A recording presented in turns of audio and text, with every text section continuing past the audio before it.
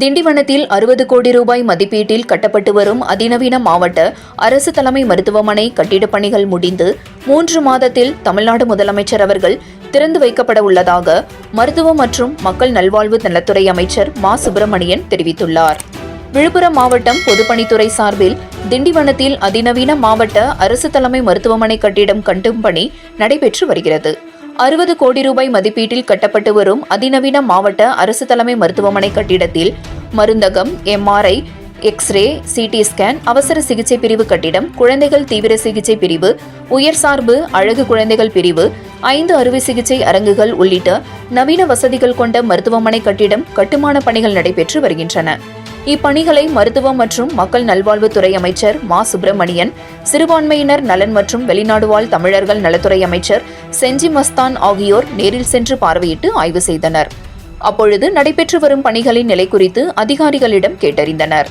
மேலும் பணிகளை விரைவாகவும் தரமாகவும் கட்டி முடிக்க வேண்டும் என அவர்கள் அதிகாரிகளுக்கு அறிவுறுத்தினர்.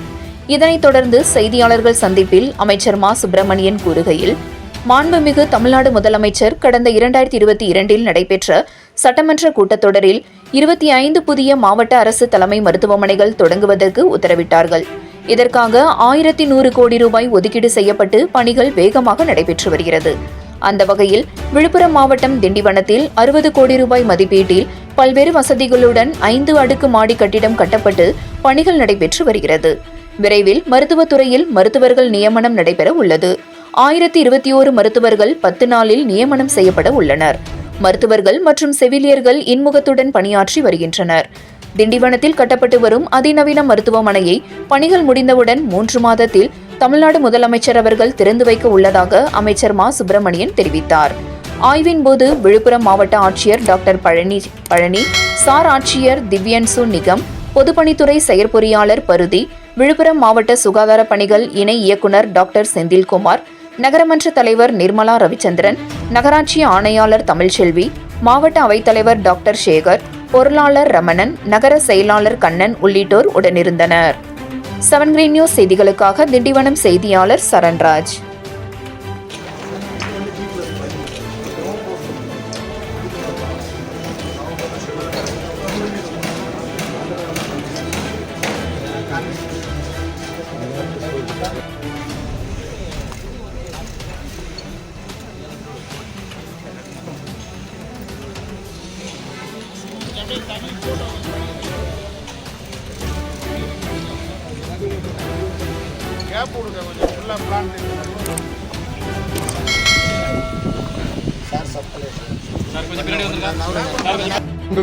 தமிழ்நாட்டின் முதலமைச்சர் அவர்களால் 2022 ஜனவரி திங்களில் தமிழ்நாட்டில் 25 புதிய மாவட்ட அரசு தலைமை மருத்துவமனைகள் அறிவிக்கப்பட்டது. ஏற்கனவே தமிழகத்தை பொறுத்தவரை 19 இடங்களில் மாவட்ட அரசு தலைமை மருத்துவமனைகள் இருந்தது.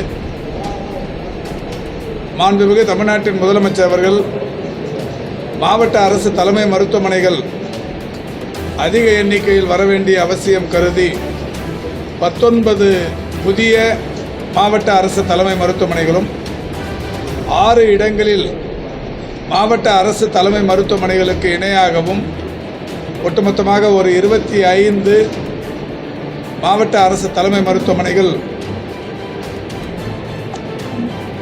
அமைக்கப்படும் என்று அறிவித்தார்கள். அதன் அடிப்படையில் ஏறத்தாழ 1100 கோடி ரூபாய் ஒதுக்கீடும் செய்து தந்தார்கள். அந்த வகையில் இன்றைக்கு தமிழகத்தில் 25 இடங்களில் மாவட்ட அரசு தலைமை மருத்துவமனைகளுக்கான கட்டமைப்பு பணிகள் வேகமாக நடைபெற்று கொண்டிருக்கிறது. விழுப்புரம் மாவட்டத்தை பொறுத்தவரை மருத்துவக் கல்லூரி மருத்துவமனை விழுப்புரம் விக்கிரவாண்டி பகுதியில் அமைந்திருக்கிற காரணத்தினால் புதிய மாவட்ட அரசு தலைமை மருத்துவமனை நம்முடைய மாண்புமிகு அமைச்சர் மரியாதைக்குரிய திரு செஞ்சி மஸ்தான் அவர்களுடைய கோரிக்கை ஏற்று மாண்புமிகு முதல்வர் அவர்கள் திண்டிவனத்தில் இந்த மாவட்ட அரசு தலைமை மருத்துவமனையை அமைப்பதற்கு உத்தரவிட்டார்கள். மாவட்ட அரசு தலைமை மருத்துவமனை என்று உத்தரவிட்டதோடு மட்டுமல்லாமல் இதனுடைய கட்டமைப்பையும் அதிகரிக்க வேண்டும் என்கின்ற வகையில் ரூபாய் 60 கோடி நிதி ஆதாரத்தையும் தந்தார்கள். அந்த 60 கோடி ரூபாய்க்கான கட்டிடப் பணிகள் தற்பொழுது வெகு வேகமாக நடைபெற்று கொண்டிருக்கிறது. மாவட்ட அரசு தலைமை மருத்துவமனைக்கான கட்டிடம் என்று 5 தளங்கள் கூடிய கட்டிடம் 1,34,279 சதுரடி பரப்பில் பணிகள் நடைபெற்று கொண்டிருக்கிறது. மகப்பேறு மருத்துவம் மற்றும் அறுவை சிகிச்சைக்கான கட்டிடம் 4 தளங்கள் என்கின்ற வகையில் 32,680 சதுரடி பரப்பில் கட்டிடப் பணிகள் நடைபெற்று கொண்டிருக்கிறது. இது மட்டுமல்லாது பிணவரை கட்டிடம், HT அறை என்று பல்வேறு கட்டிடப் பணிகளும் நடைபெற்று கொண்டிருக்கிறது. ஆக மொத்தம் இந்த அரசு தலைமை மருத்துவமனையாக இது தரம் உயர்த்தப்படும் போது 1,70,000 சதுரடி பரப்பில் ரூபாய் 60 கோடி மதிப்பீட்டில் இந்த பணிகள் நடைபெற தொடங்கியிருக்கிறது. இதில் கட்டிடப் பணிகளுக்கு மட்டும் 40 கோடி ரூபாயும் 20 கோடி ரூபாய் மருத்துவ உபகரணங்கள் மற்றும் உள்கட்டமைப்புக்கு தேவையான உபகரணங்கள் போன்றவைகளுக்கு ஒதுக்கீடு செய்யப்பட்டிருக்கிறது. இந்த மகப்பேறு மருத்துவம் மற்றும் அறுவை சிகிச்சைக்கான கட்டிடம் என்பது இன்னும் ஓரிரு மாத காலங்களில் முடிவடையும் தருவாயில் இருக்கிறது. இந்த திண்டிவனம் மருத்துவமனையை பொறுத்தவரை அக்கம்பக்கத்தில் இருந்து நூற்றுக்கணக்கான கிராம பகுதிகளைச் சேர்ந்தவர்களும் இந்த மருத்துவமனையை பயன்பெற்று வருகிற காரணத்தினால் விரைந்து கட்டி முடிக்கப்பட்ட இந்த மகப்பேறு மருத்துவம் மற்றும் அறுவை சிகிச்சைக்கான இந்த கட்டிடத்தை ஒரு 3 மாத காலத்திற்குள் மாண்புமிகு தமிழ்நாட்டின் முதலமைச்சர் அவர்களின் மூலம் திறந்து வைக்கப்படவிருக்கிறது. தொடர்ந்து இந்த 5 அடுக்கு கட்டிடம் 1,34,000 சதுரடி பரப்பிலான இந்த 5 அடுக்கு கட்டிடம் அது முடிவடைவதற்கான கால அவகாசம் நவம்பர் திங்கள் இறுதி என்று முடிவெடுக்கப்பட்டிருக்கிறது. என்றாலும் அந்த நவம்பர் மாதம் முடிந்ததற்கு பிறகு அந்த இணைப்பு கட்டிடம் மாண்புமிகு முதல்வர் அவர்களால் திறந்து வைக்கப்படும். திண்டிவனத்தை பொறுத்தவரை இந்த மாவட்ட அரசு தலைமை மருத்துவமனைக்கான இந்த கட்டமைப்புகள் மிகப்பெரிய அளவில் வந்து கொண்டிருக்கிறது. இதில் ஏராளமான வசதிகளும் காத்திருப்பு அறை, மருந்தகம், MRI, CT ஸ்கேன், புறநோயாளிகள் வார்டு, மீட்பு அறை, மருத்துவர் அறை, அவசர சிகிச்சை பிரிவு, விபத்து பிரிவு, பதிவறை, பணி நேர மருத்துவர் அறை, பணி நேர செவிலியர் அறை, சிகிச்சை அறை, மருத்துவ கருவிகள் அறை, பணி நேர மருத்துவர் அறை, இப்படி ஏராளமான புதிய கட்டமைப்புகள் வரவிருக்கிறது. MRI, digital scan, digital X ray போன்ற பல்வேறு வசதிகளும் இந்த மருத்துவமனையில் வரவிருக்கிறது. எனவே இங்கே திண்டிவனத்திலானாலும் சரி, அக்கம்பக்கத்தில் இருக்கிற மற்ற கிராமப்புற பகுதிகளிலானாலும் சரி, மக்களுக்கு மருத்துவ தேவை என்றால் விழுப்புரத்திற்கும் அல்லது புதுவையில் இருக்கிற ஜிப்மருக்குமாக சென்று கொண்டிருந்த அந்த நிலை மாறி திண்டிவனத்திலேயே அனைத்து வசதிகளுடனும் கூடிய ஒரு மகத்தான மருத்துவ கட்டமைப்பு இன்றைக்கு உருவாகி கொண்டிருக்கிறது. இந்த பணிகளை நானும் மாண்புமிகு அமைச்சர் மரியாதைக்குரிய அண்ணன் செஞ்சி மஸ்தான் அவர்களும், மாவட்ட ஆட்சித்தலைவர், மாவட்ட ஆட்சி நிர்வாகத்தைச் சேர்ந்த அலுவலர் பெருமக்கள், உள்ளாட்சி அமைப்புகளைச் சேர்ந்த நிர்வாகிகளோடு இன்றைக்கு ஆய்வு செய்திருக்கிறோம். கடந்த அதிமுக ஆட்சியில் பார்த்தீங்கன்னா 104 என்ற அவசர உதவி மையம்னு ஒன்று வச்சுருக்காங்க. அது இங்கே தற்போது செயல்பாடு குறைஞ்சிருக்கு அப்படின்ற மாதிரி ஒரு குற்றச்சாட்டுகள் எப்படி பார்க்குறீங்க? அதாவது யாராவது 104க்கு ஃபோன் பண்ணி அதனுடைய செயல்பாடு குறைவாக இருக்குதுன்னு கம்ப்ளைண்ட் பண்ணாங்கன்னா நடவடிக்கை எடுக்கலாம். 104 பொறுத்த வரைக்கும் கடந்த காலங்களில் பெயருக்கு இருந்தது. அந்த 104ங்கிறது பெயருக்கு ஒரு அமைப்பை தொடங்கியிருந்தார்கள். இப்போ தான் அந்த 104 அமைப்பு என்பது ஒட்டுமொத்தமாகவே தமிழக மக்களின் மருத்துவ சேவைக்கு மட்டுமல்ல, மனநல சேவைக்குமாக அது பெரிய அளவில் பயன்பட்டு கொண்டிருக்கிறது. 40 மனநல ஆலோசகர்கள் அங்கிருந்து மனநல ஆலோசனைகளையும் வழங்கி கொண்டிருக்கிறார்கள். அப்படி 104ன் சேவை எங்கேயாவது யாருக்காவது குறை ஏற்பட்டது என்று தெரிந்தால் எங்களுக்கு நேரடியாக தொடர்பு கொண்டு எங்களிடத்தில் பேசினால் நடவடிக்கை எடுக்கப்படும். தமிழகம் முழுவதும் உள்ள மருத்துவமனைகளில் போதுமான பணி மருத்துவர்கள் இல்லைன்ற ஒரு குற்றச்சாட்டும், பணி செய்யறதுக்கான ஊழியர்களில் ஒரு குற்றச்சாட்டும் இருக்குது. இது 100% எப்போ ஃபுல்ஃபில் பண்ணப்படும்? அதாவது இது சம்மந்தமாக நிறைய தடவை சொல்லியிருக்கிறோம். MRB மூலமாக மருத்துவர்கள் இப்போ அந்த சர்டிஃபிகேட் வெரிஃபிகேஷன் முடிவடைகிற தருவாயில் இருக்குது. இன்னும் ஒரு 2-3 நாளில் அவங்களுக்கு கவுன்சிலிங் நடத்த போகிறோம். மருத்துவத்துறை வரலாற்றில் முதன்முறையாக ஃப்ரெஷ் கேண்டிடேட்ஸுக்கு வந்து கவுன்சிலிங் நடத்த மாட்டாங்க. இதுக்கு முன்னாடிலாம் மருத்துவர்கள் நியமனம் எப்படி நடந்ததுன்னு எல்லாருக்கும் தெரியும். மருத்துவர்கள் நியமனம் என்றாலே மருத்துவர்களாக இருந்தாலும் சரி, மருத்துவம் சார்ந்த களப்பணியாளர்கள் நியமனமாக இருந்தாலும் சரி, பல லட்சங்கள் இருந்தால்தான் வேலைக்கே வர முடியும். ஆனால் இன்றைக்கி இந்த நிர்வாகம் பொறுப்பேற்றதற்கு பிறகு மாண்புமிகு தமிழ்நாட்டின் முதலமைச்சருடைய வழிகாட்டுதலின்படி எல்லாமே டிரான்ஸ்பரண்ட் ட்ரான்ஸ்ஃபர்ஸ் கவுன்சிலிங் இந்த சிஸ்டத்தில் தான் இப்போ பண்ணிட்டு இருக்கிறோம். மருத்துவர்களும் மருத்துவம் சார்ந்த களப்பணியாளர்களும் அவர்கள் இன்றைக்கி அவர்களுக்கு இருந்த இன்னல்கள் முழுமையாக அகற்றப்பட்டு அவை நிம்மதியோடு பணியாற்றி கொண்டிருக்கிறார்கள். அது மட்டும் இல்லை, இப்போ 1021 மருத்துவர்களை இந்த இன்னொரு 10 நாட்களில் பணி நியமனம் செய்யப்படவிருக்கிறார்கள். சர்டிஃபிகேட் வெரிஃபிகேஷன் முடிவடைகிற தருவாயில் இருக்குது. இந்த ஃபஸ்ட் வீக் எண்டுக்குள்ளே அவங்களுக்கான இந்த பணி ஆணைகளை தருவதற்கு நடவடிக்கை எடுத்து வருகிறோம். இதுலேயும் கூட இப்போ என்ன பண்ணியிருக்கிறோம்னா கவுன்சிலிங் தான் அறிவிக்க போகிறோம். கவுன்சிலிங் கூட எப்படின்னா எந்த இடத்துல அதிக காலி இடங்கள் இருக்கிறது, ஒரு 20-30% காலி இடங்கள் இருக்கிறது, அந்த இடங்களை ஜிஓவில் காட்டி இந்தந்த இடங்களில் இந்தந்த மாவட்டத்தில் பணியிடங்கள் காலி இருக்குது, இதுக்கான கவுன்சிலிங் தான் இது அப்படின்னு சொல்லிட்டு அதை காட்டி இந்த 1021 பேர் அதில் நியமனம் பண்ண போகிறோம். இது இல்லாமல் ஒரு 983 ஃபார்மசிஸ்ட்டு அவங்களுக்கான அந்த பணிகளும் நடைபெற்று கொண்டிருக்கிறது. அதில் ஒரு 2-3 வழக்கு இருந்தது, அதுவும் இப்போ முடிவடைகிற தருவாயில் இருக்குது. இந்த மருத்துவர்கள் பணி நியமனம் கூட ஒரு 6-7 மாதத்திற்கு முன்னாலேயே முடிந்திருக்கும். 30க்கும் மேற்பட்ட வழக்குகள் மருத்துவர்களாலேயே போடப்பட்ட வழக்குகள்.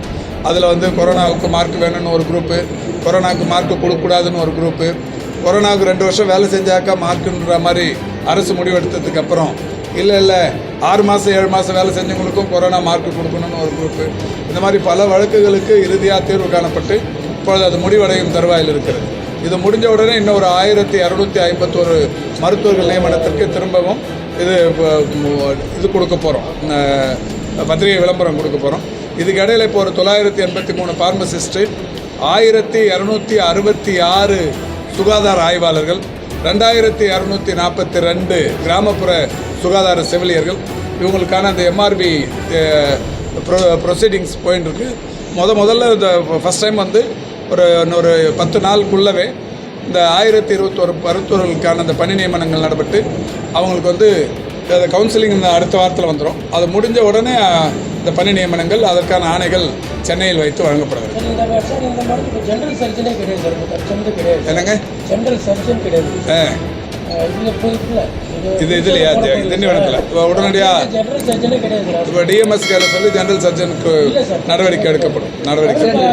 சார், தனியார் மருத்துவமனையில் வந்துட்டு இந்த அறுவை சிகிச்சை உயிரிழப்பு அதிகமாக இருந்துச்சு. இப்போ 2 நாளைக்கு முடிவு பார்த்தீங்கன்னா ஒரு கர்ப்பிணி வந்துட்டு அவங்க அந்த கர்ப்பப்பை குழாயில் வந்துட்டு அடைப்பு இருக்குன்னு சொல்லி ஆப்ரேஷன் பண்ணி இறந்துட்டாங்க சார். ஸோ அந்த உயிரிழப்பு அதிகமாக இருக்குது. அதுக்கு வந்து கண்டெய்னர் குழு அமைக்கப்படுமா? இல்லை தனியார் மருத்துவமனை இல்லையா? சரி, ஃபெர்டிலிட்டி சென்டரில் சார் 2 நாளைக்கு முடிவு அவங்க இறந்துருக்காங்க சார். அது வந்து கண்டெய்னர் குழு அமைக்கப்படுமா? எந்த மருத்துவமனை? சுமதினு பிரைவேட். இப்போ சம்மந்தப்பட்ட துறை அலுவலர்களை விட்டு ஆய்வு பண்ண சொல்லி, அதாவது எந்த மருத்துவருமே வேணும்னு எந்த மருத்துவ சிகிச்சையை அளிக்க போகிறதில்ல. இன்னொருத்தர் உயிரிழப்புக்கு மருத்துவர்கள் காரணமாக இந்த தனியார் மருத்துவமனையாக இருந்தாலும் சரி, அரசு மருத்துவமனையாக இருந்தாலும் சரி, மருத்துவர்களோட கவனக்குறைவால் உயிரிழப்புன்னு சொல்கிறத ஏற்றுக்க முடியாது. எல்லாருமே உயிர் காப்பாற்றணுங்கிற அந்த உன்னத நோக்கத்தோடு தான் மருத்துவ சேவைக்கு வராங்க. 1-2 கவனக்குறைவால் நடக்கிறதுங்கிறது இருக்கும். அதுவுமே ஆய்வுக்கு பிறகு உறுதி செய்யப்பட்டால் நடவடிக்கை தொடர்ச்சியாக எடுக்கப்பட்டு வருது. இப்போ நீங்கள் சொல்லியிருக்கிற மருத்துவமனைக்கும் ஆய்வு மேற்கொள்ள நடவடிக்கை எடுக்கும்.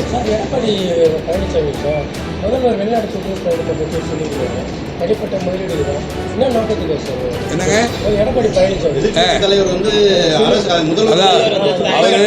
அவர் நான் நிறைய தடவை சொல்லியிருக்கிறேங்க, அவர் எதிர்கட்சி தலைவர் இல்லைங்க, எதிரி கட்சி தலைவர். அவருக்கு வந்து எந்த விதமான நாலேஜும் இல்லாதவர். அதாவது அவரும் தான் வெளிநாட்டுக்கெல்லாம் போயிருக்காரு முதலமைச்சராக இருக்கப்ப. அப்போ அவர் வெளிநாட்டுக்கு போனப்பெல்லாம் அவர் சம்பாதிச்ச பணத்தை எடுத்துகிட்டு போய் முதலீடு பண்ணுறதுக்கு போனார்னு சொல்லலாமா? அது மாதிரி சொல்ல முடியாது. முதலமைச்சர் வந்து போகிறதுக்கு முன்னாடியே விமான நிலையத்தில் வெளிப்படையாக பேட்டி கொடுத்துட்டு போகிறார். முதல் தடவையாக ஐரோப்பிய முதலீடுகளை ஈர்ப்பதற்கு போகிறோன்றாங்க. இன்றைக்கி ஸ்பெயினில் அதுக்கான கூட்டம் நடந்துருக்கு.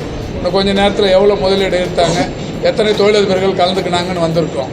அதில் அவருக்கு எடப்பாடிக்கு வேண்டியவங்க யாராவது ஐரோப்பாவில் இருந்தால், ஐரோப்பிய நாடுகளில் இருந்தால் அவங்களையும் போய் அந்த கூட்டத்தில் கலந்துக்க சொல்லி முதலீடு அந்த வழியாக பண்ணுறதுக்கு நடவடிக்கை எடுக்க சொல்லி நீங்கள் கூட அவருக்கு மரக்காணம் அரசு மருத்துவமனை தரம் எப்போதான் என்னங்க? மரக்காணம் அரசு மருத்துவமனை தரம் எப்போ எல்லா மருத்துவமனையும் தரம் உயர்த்தப்பட்ட நீங்கள் வந்து இல்லைங்க, எல்லா மருத்துவமனையும் தரம் உயர்த்த முடியாது. இல்லை இருக்கிற தொடர்ந்து இல்லை அதிகமாக இருக்கு. மருத்துவமனைகளுக்குன்னு ஒரு விதிமுறைகள் இருக்குது. துணை சுகாதார நிலையங்களுக்கு ஒரு செவிலியர் மட்டும்தான் இருப்பாங்க. ஆரம்ப சுகாதார நிலையங்களுக்கு ஓரிரு மருத்துவர்கள் தான் இருப்பாங்க. மேம்படுத்தப்பட்ட ஆரம்ப சுகாதார நிலையங்களுக்கு ஒரு 30 படுக்கைகள், ஒரு 4-5 மருத்துவர்கள் இருப்பாங்க. அது மாதிரி ஒவ்வொரு மருத்துவமனைக்கும் இவ்வளோ மருத்துவர்கள் இருப்பாங்க. அதனால் எல்லா மருத்துவமனையுமே தரம் உயர்த்த வேண்டிய அவசியம் இருக்குமான்றது தெரியல. இருந்தாலும் இல்லை அதை பார்த்துட்டு வந்தேன். இப்போ கூட நான் வரும்போது அச்சரப்பாக்கம் மருத்துவமனையை பார்த்துட்டு வந்தேன். அங்கே 30 படுக்கைகள் இருக்குது. டெய்லி வந்து 1200 பேர், 300-400 பேர் வரைக்கும் இன்றைக்கி அங்கே பயன்படுறாங்க. இந்த மருத்துவ முறை பொறுத்த வரைக்கும் டெய்லி 1200-1300 பயன்படுறாங்க. இப்போ அச்சரப்பாக்கத்தில் இருக்கிற மருத்துவமனையில் 300 பேர் பயன்படுறாங்கன்னா 30 பெட்டு, இங்கே 1200 பேர் பயன்படுறாங்கன்னா இதுக்கேற்ற மாதிரி பெட்டு. இது மாதிரி ஒவ்வொரு ஏரியாலையும் அந்த ஏரியாவுக்கு ஏற்ற மாதிரி தானே வசதிகள். ரொம்ப தேங்க்ஸ்.